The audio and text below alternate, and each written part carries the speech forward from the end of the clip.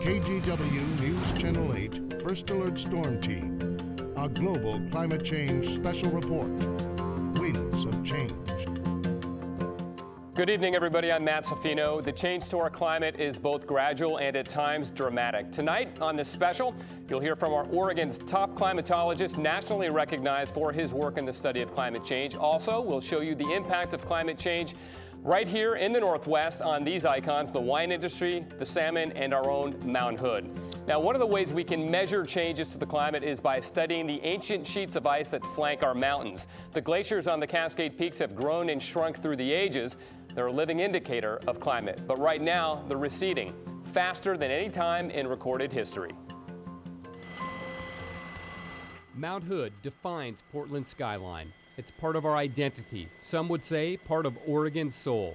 A constant landmark that is as iconic as it is grand. As the climate warms, the glaciers are shrinking. This is one example of the Lost Creek Glacier. Geologist Dr. Andrew Fountain studies glaciers in the Cascades and throughout the West at Portland State University. Because right now the trend is definitely increasingly rapid shrinking. It corresponds with what the models say is human-induced climate warming. And to continue tracking these, we can further test these hypotheses and provide a more concrete solution. The concrete of Highway 35 crumbled when debris flows stormed down Mount Hood in November 2006. Heavy fall rains hammered barren slopes previously insulated by snow and ice. The muddy mixture of rock, trees, dirt, and water destroyed a quarter-mile section of the highway. So as these glaciers continue to recede, we're just going to continue to have more of these debris flows in our future. And there is no way to stop that unless we have the glaciers re-advance. In the 1890s, the snout of the Elliott Glacier was minutes away from Cloud Cap Inn on the north side of Mount Hood. Now it's a 1 to 2 hour hike to get to the ice.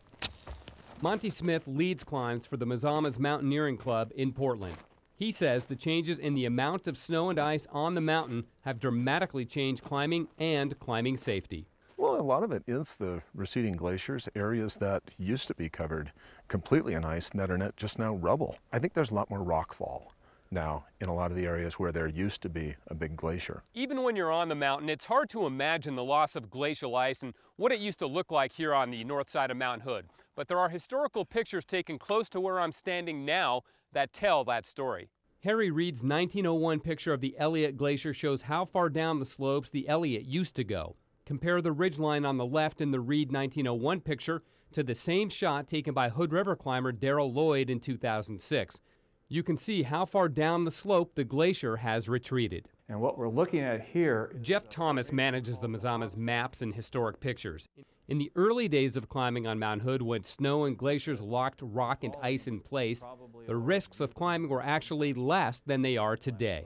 No one ever wore a helmet, even thought about wearing a helmet, even in the 20s or 30s.